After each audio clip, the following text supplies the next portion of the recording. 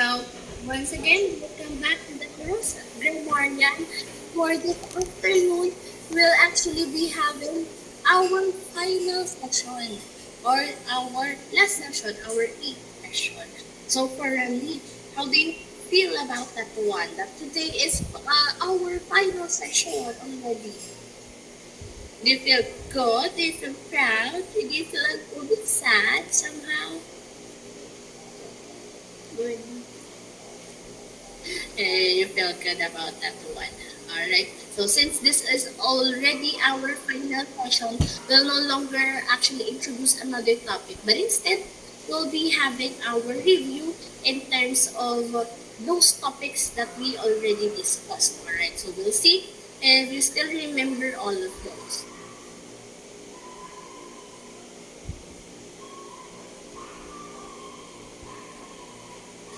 Alright, so wait for a bit. So I'm manipulate this one. Lessons are about the phrases and the sentences. But again, just like what I said, for today we'll just be having our review lesson for all of the topics that we're able to cover for this program. And it will serve as our final assessment as well. So, are you ready, Ramli? Alright. So, without further ado, let's now begin. First off, let's play emoji slides. So what are you gonna do? So, I will display a topic and you will send in our chat box the emoji that describes how you feel about it. So, if you're using a device that doesn't have any emoji or keyboard, for example, you're using laptop right now, you can just act it out. For example, we just have these two emojis. So, say, I understand it well if you really understand it well.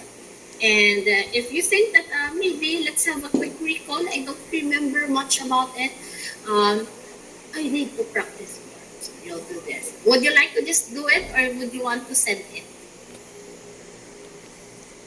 Send it. Send it. You have your emoji in there.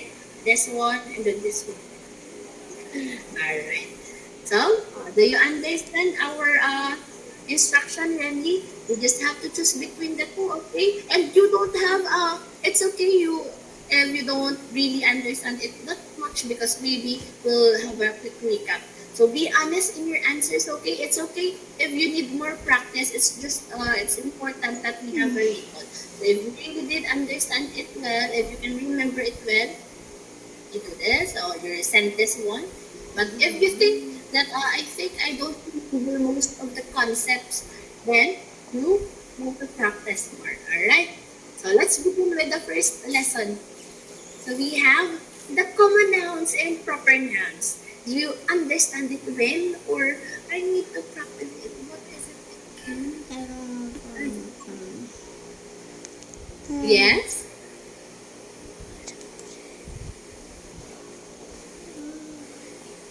Can you act it out?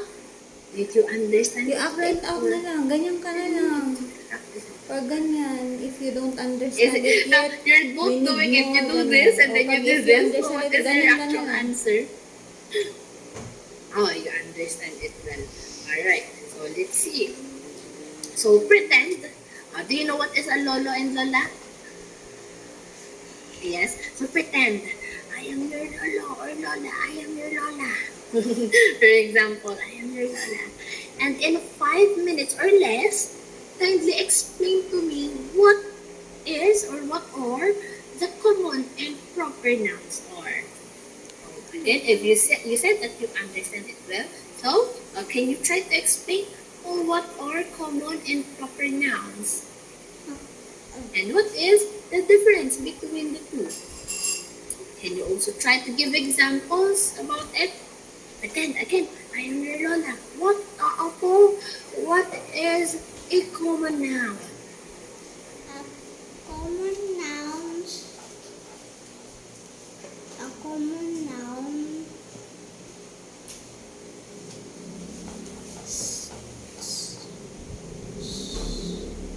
The capitalizations of the common noun is small.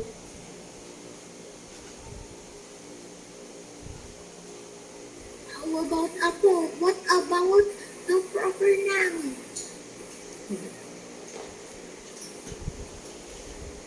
The capitalization of a proper noun is big. Alright, Apo. I can still understand. How about you give me examples? Dog. And the name is Max. Alright, Apo. So, is the word dog a common noun or a proper noun? A common noun. How about the word Max? Did you say Max earlier?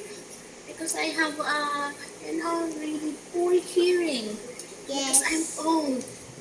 Alright, so very good, Gremly. I can see that you really can, or you really did understand the lesson about the common nouns and the proper noun. Just like what you said, common nouns are another clue for common thought, but a common noun is it starts with a small letter, and for proper noun it starts with a capital letter.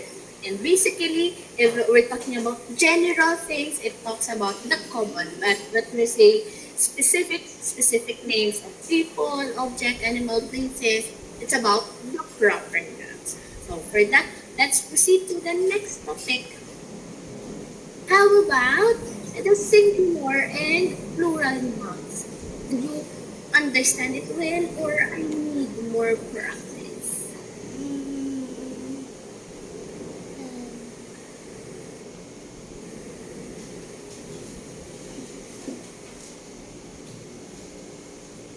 Alright, so you understand it well. Let's see. Again, I am a Lola again. So, just like what we did earlier, can you please try to explain what is the difference or what is a singular or plural nouns?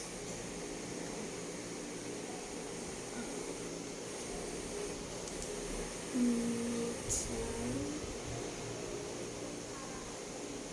singular and plural.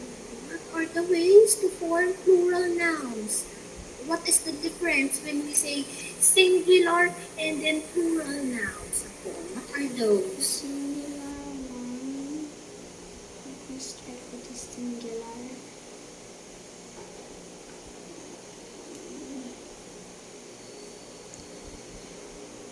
The singular is only one.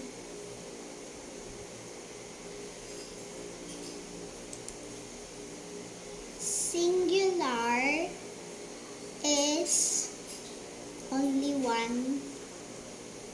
Example, one sheep.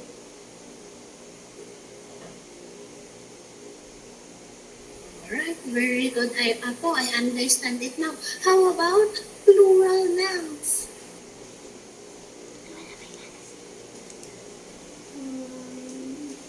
Plural nouns is more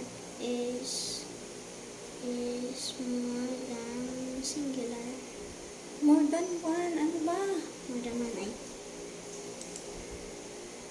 The plural nouns is more than one. Like example, 3 sheeps. Alright, so for that one, I think I have a confusion. So therefore, I think I will press this one. Is that okay? So that will reveal if the sheep is correct. Alright, so let's review. Again, I am a teacher again. So let's review. What is the difference between singular and plural nouns? Your definition earlier, Randy, is actually correct. Very good. When we say singular, then that is only one. Oops, only one. Example, a book. That is only one.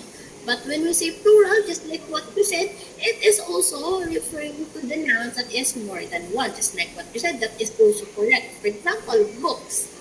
However, I noticed when it comes to your example, we also tackled that in terms of turning a singular noun into plural noun, we usually add s or es right? For example, a dog, it becomes dogs. Tree become trees.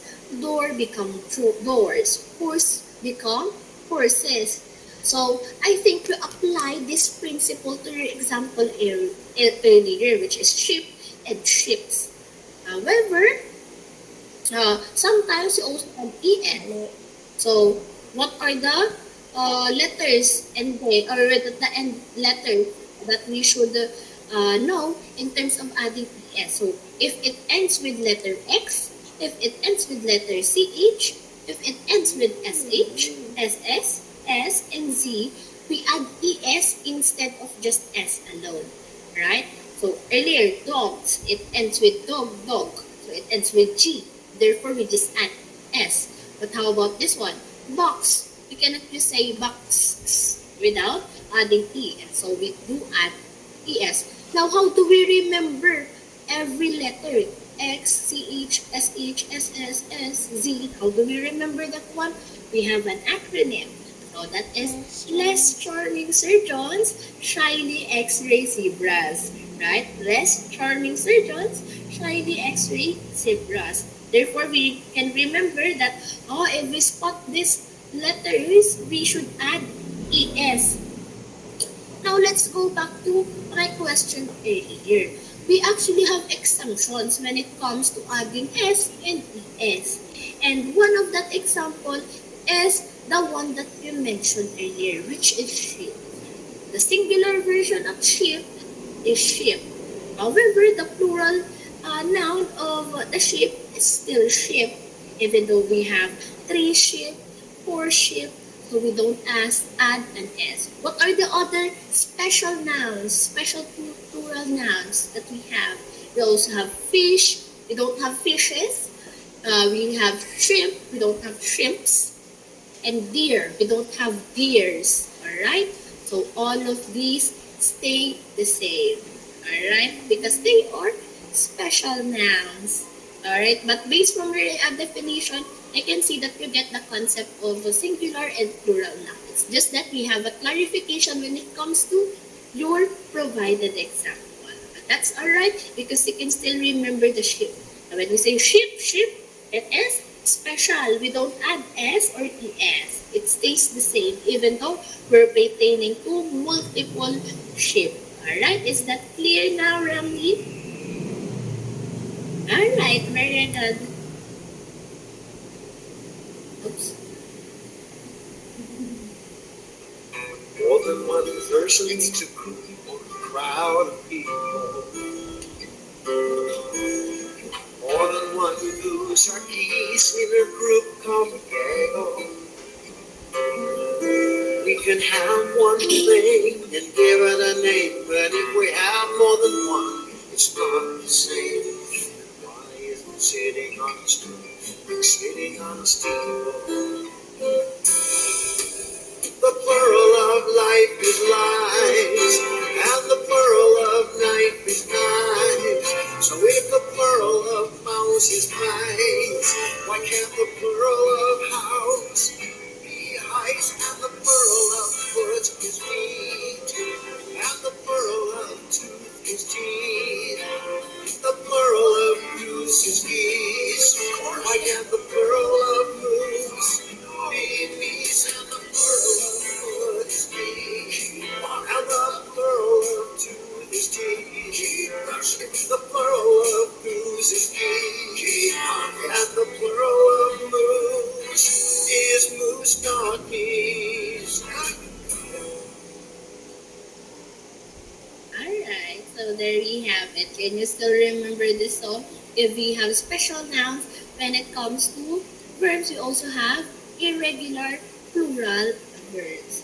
Again, just like in the song, what is the plural of leaf? Thieves. Lives. We have lives, right? What is the plural form of tooth? Teeth. Teeth, right? We really change a lot of letters, not just add S, not just add ES, not just stay the same, but we change because they are called irregular plural verbs. Alright? Now, Do you have any further question about singular and plural nouns? Anymore? All right, I think we clarified on that already. So therefore, let's now proceed to the next topic. The next topic that we learned is about adjectives and listing them in order. You immediately say this one. All right. So adjectives. It's about. Later on, I'll resume as ano na again because I will listen to your explanation now. All right. So ako, can you explain what is an adjective and what is the order of adjectives if we're going to list them? Can you give an example? Adjectives are the one who tells more about nouns.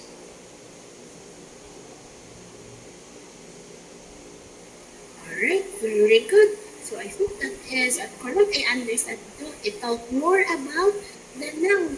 Now, what is an example of that one?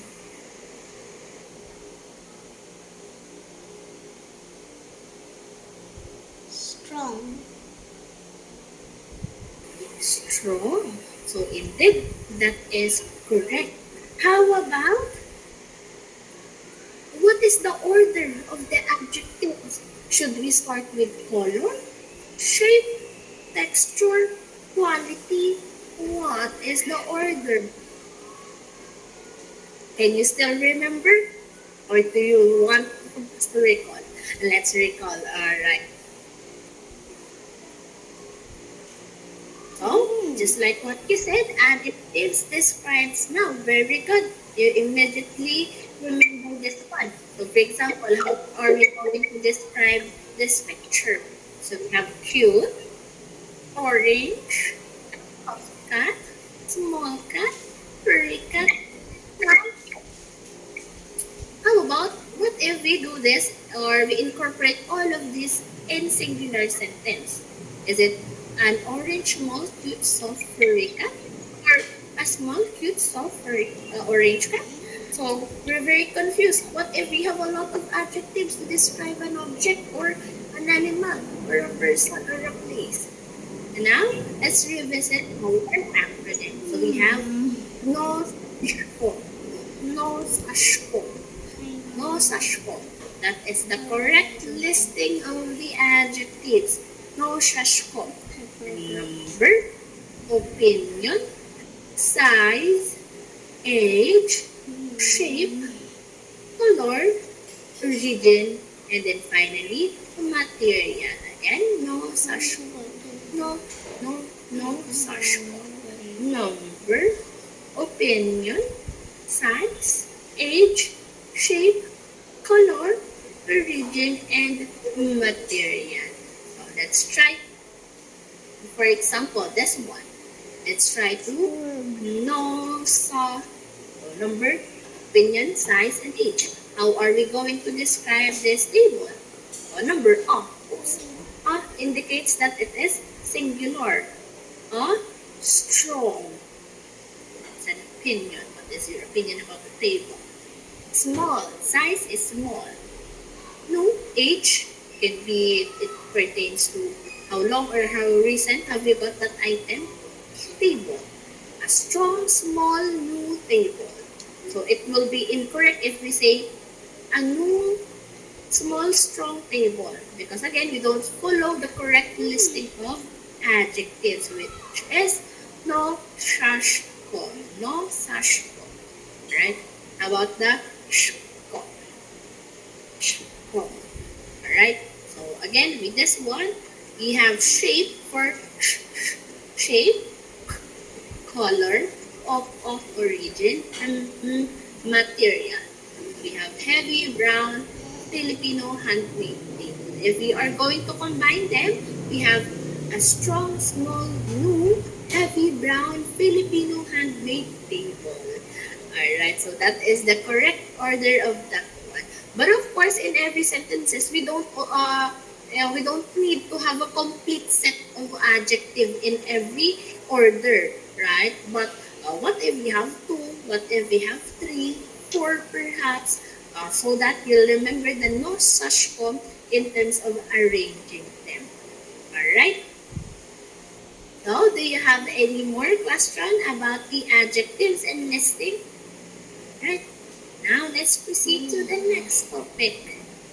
Now, how about the prepositions of place and time? Did I understand it well? Or maybe I need to recall some concepts more. I need more practice.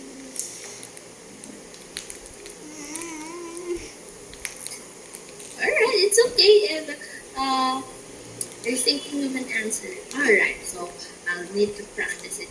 Don't worry. So let's recall. What is a preposition in the first place? So it is usually a short word and it connects, that's why we have a chain here, preposition. It connects or relate word to another. So how are we going to relate it particularly? So for example, they tell us where the people or things are. Is it under? So, to remember a preposition, position. Position, it is a position. What is the position of certain thing? What is the position of certain place? Of certain people? Beside certain object or along with certain object. Under, is it under? Is it on top? So, prepositions of place indicates the position of our subject. Subject is the dog. The dog is sleeping under the table, on top of the table, or it can be in front of the table, behind the table, it can be next to the table, beside the table, or near the table. All of them means the same thing. So you can either use one of these. Now let's practice. So can you describe where is the cat in this image? In front. Very good. In front. How about this one? Behind. And behind. How about this one? On top. On top. Very good. How about this one? Next to. Yes, come again. I think it will land on my end. Beside. Beside. Alright. It can be beside, next to. This one. How about this one? We didn't tackle this one. Under. Under. Alright. Very good. Under. Now, aside of prepositions of place, when it comes to the position of several objects, what if we are pertaining to the place? Alright, so we have in, on, and at. Again, they are basically looking like this one to indicate that the upper one represents the general one. If we're talking about broader place, and then a bit broader, and a specific place. Alright, so what are the broad place that we are referring to? So we have countries, cities, villages. How about for the on? We have streets, venues, or avenues, and surfaces. But when we say at, it should be very specific. We have the specific address or location. For example, 17 Nara Street, the train station, the convenience store. How about first street? Nara Street. Countries, Korea.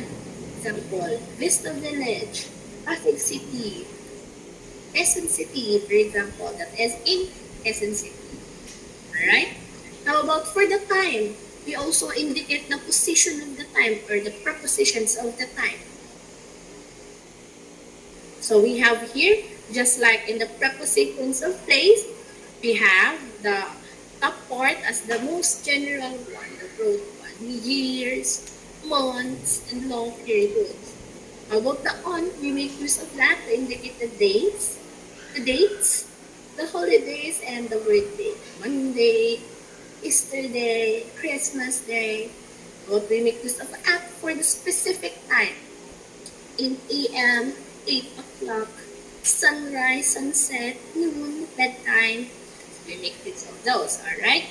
Again, all of those are what we call the prepositions. It can be prepositions of place, or prepositions of time.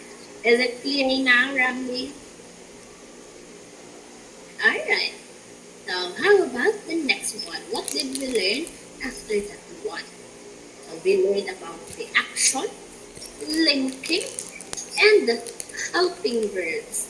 Can you still recall what are these? Or I need to practice more. Let me get reminded what are these.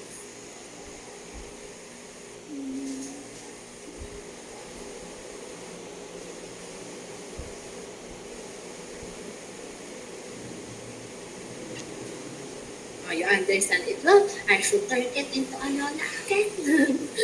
Alright. So, with that, again, I am your Lola. Can you please try to explain what are the difference between an action, linking, and helping verbs?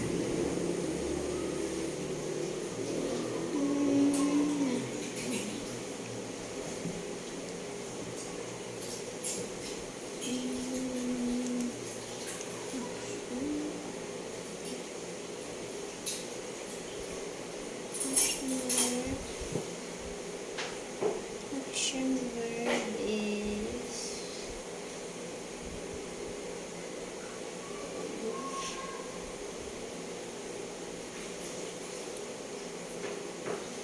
action verb.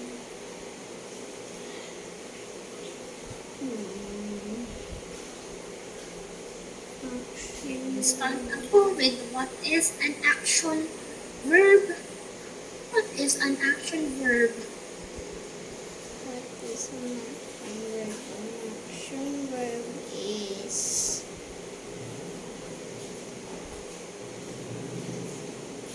An action verb is Would you like for us ako to have a recall? Would you like to practice for us to have a recall? Alright. to say Alright. So once again, these are the different types of a verb. So again, we have the action, the linking, and the helping verb. And we say action from the word itself. Action, immediate action. It shows physical or mental actions. But when we say linking, again, it's about the connection. It links the subject to the rest of the sentence and it does not show an action. Later on, I'll be showing you different examples. And how about the linking or the helping verbs? Now, helping verbs are just like linking verbs. However, other verbs express themselves. So, it always have a verb before another verb. What do I mean by that? So, let's see. This one, an action word. So, if we spotted this word, we can immediately say that that is a verb. So, when we say walked, clean, that is a verb. That is an action word, right? And therefore, that is an action verb. So, if I say sing, dance, run, so all of those are immediate actions, right? Think, teach, thought. So, even though they are mental, they are also action verbs. You can immediately say that they are action verbs. How about if I say is or were? We will pause a moment and then think, are those verbs? But they are indeed verbs, and what they are, what we call the linking verbs. Alright. So, what is the difference between the linking verb and the helping verb? Teacher Trixie said that linking verbs and helping verbs are just the same. They are is, or, were. But what is the difference? So for this one, they differ when it comes to the usage in a sentence. So for example, we have here, my favorite subject is science. What is your favorite subject? It is science. So we can identify if it is a linking verb if we can replace the word is or the linking verb with equal sign. My favorite subject, science. Right? So if the word here describes the first phrase, What is the favorite subject? Science. But how about when it comes to linking verbs or for the helping verbs? So for the helping verbs, it requires another verb, another action verb. It cannot stand alone unlike this one because my favorite subject is science. Is science a verb? No, right? That is a noun. It doesn't show any action. But with this one, after the verb, we must have another verb.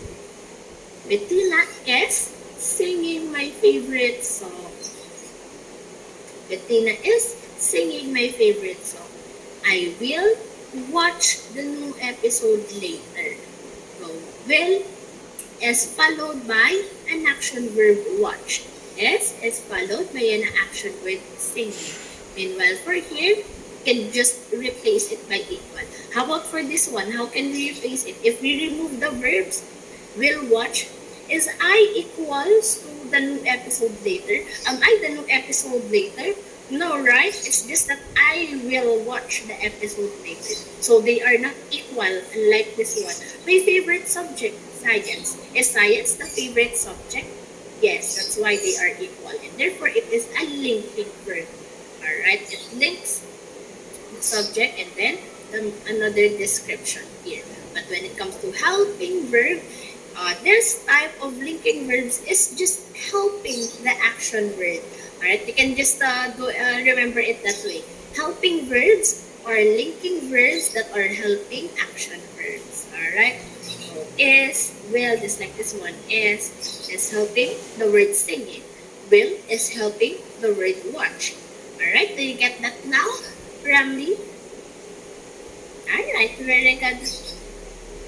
Now, do you have any questions so far for the action, linking, and helping words? Do you understand it now? Yes? Can you do this? If you understand or do you want to practice or you understand it now? Action is the immediate action, word or mental action or physical action. Walk, sing, think.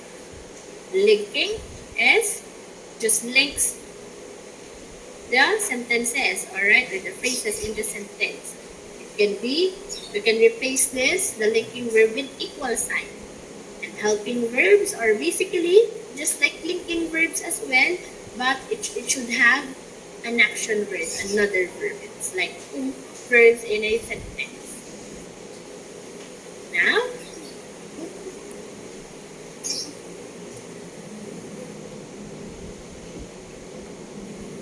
for our next topic, it is actually about the simple tense. Alright?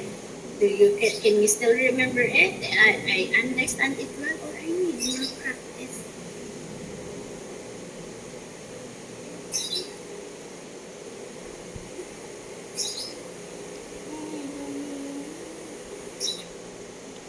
I don't know how to say it. What is your answer? Do you want to practice it? Or do you want to explain it?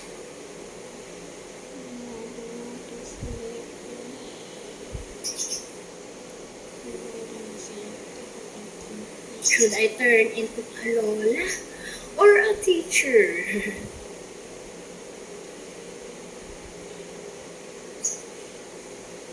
Is it I understand it well or I need to practice it?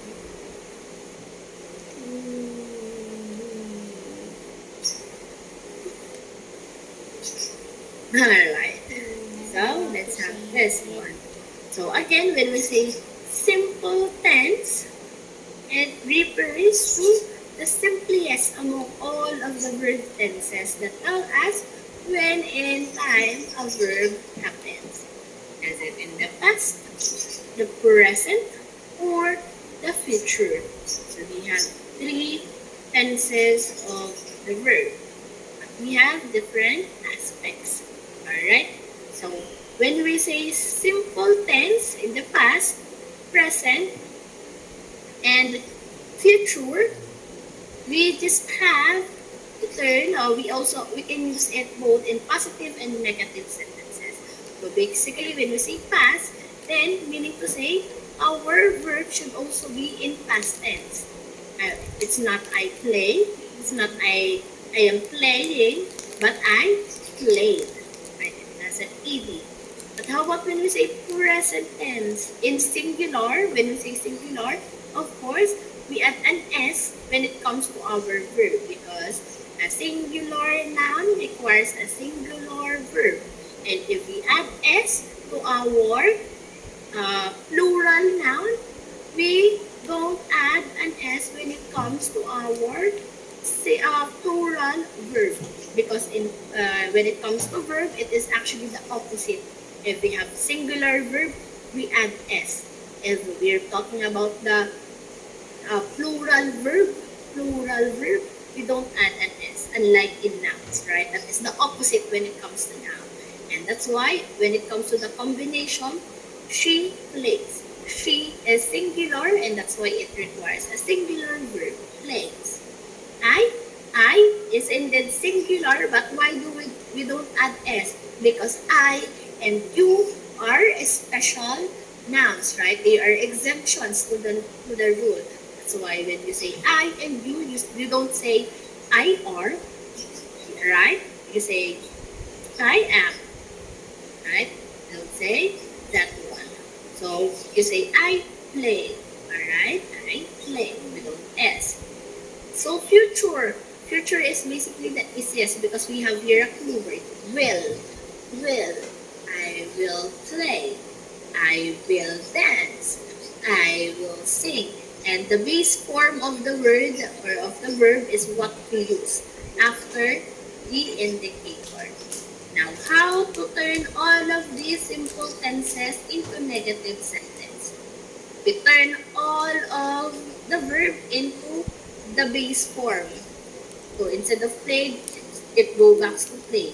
Instead of plays, it goes back to play. But if it is already in its base form, we stay the same. And then we'll just add did not, does not, do not, will not, depending on the usage. If it is in past tense, of course, we have to do it in the past tense. I did not. Right? If it is in present tense, we have to add a negative word, does not. But when we say present with the use of plural, I do not. Right? Again, she is singular, so we have an S for our verb, negative verb. She does not. Right? I do not. Why don't we use I does not? Because I, again, is an extension as well as you. To do not. Right? But when it comes to the future, again, it is the simply yes. Oops. We just have to add will not play. Alright? And that is the concept of simple tenses. So we might oops. Let's just skip the video for now because we still have more topics, alright? So when it comes to simple past tense, just like these examples, he ate. Because ate is a special verb, right? An irregular verb because the present version of this one is eat and it will be ate, right? That's why it's past tense. Ate, he ate for the past. For present singular, he is singular. Therefore, we should add an S for our verb. He eats, they eat. They is plural. That's why we don't add an S to our verb. Future, he will eat. We have an indicator, will eat. For negative, the same, just like earlier, we remove all of the added letters. Instead, we use the base form. It. And then just basically do the same. Did for past tense, does for singular present tense, do for plural present tense, and will for the future tense. Alright? So, for any question about the simple past tense, Rami?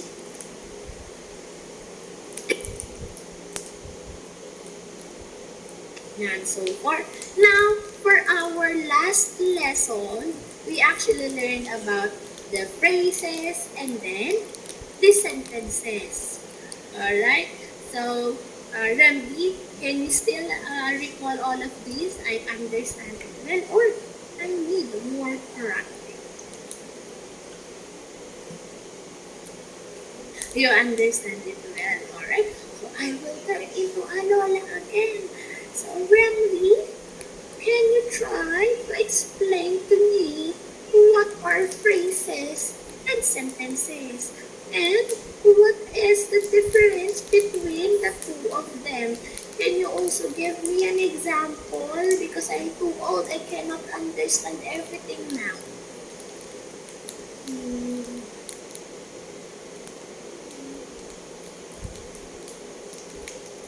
You can now start ako. Kindly turn on your microphone.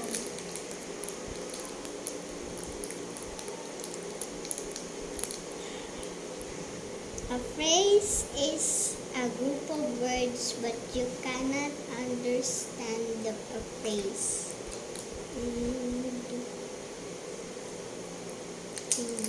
The sentence. Alright, very good, Rem. How about what is a sentence? Oh, alright, you don't know how to say it, but what do you have in mind when it comes to sentences? You can Earlier you said you can yes? you can understand the sentence because Alright. Yes, because?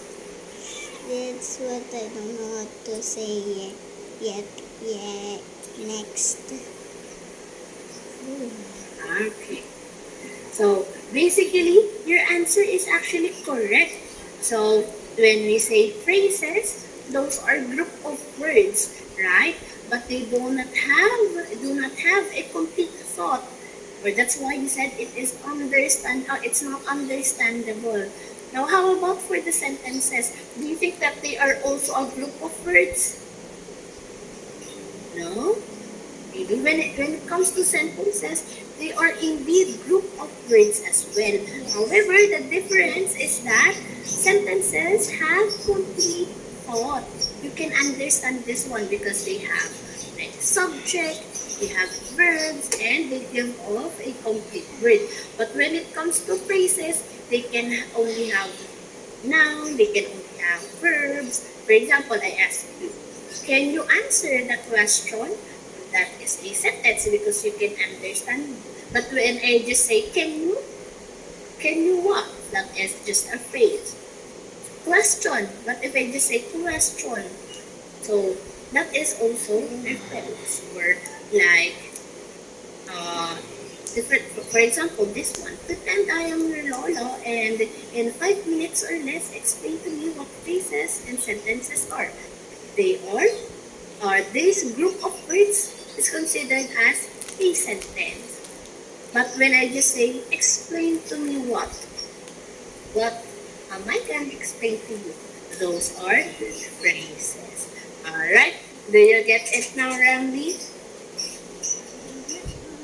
Alright, so here's everything that we learned all throughout the course. So again, these are about the nouns, adjectives, prepositions, verb, simple tense, and phrases and sentences. So I hope you learned something in these courses or topics that we discussed all throughout our lesson. And of course, thank you so much for attending the course. This finally marks the ending of our program, which is the Morgan. So don't worry, Remly. I'll be posting all of the materials in your Google Classroom so that you can take a review. So don't forget it. Alright? So that will be all for this afternoon. For the last times, it is already our last session.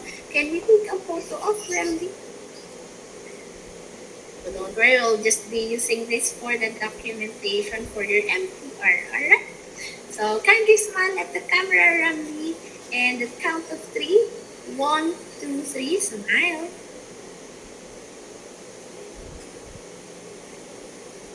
Alright, thank you so so much, Remy. It's so nice to have you here.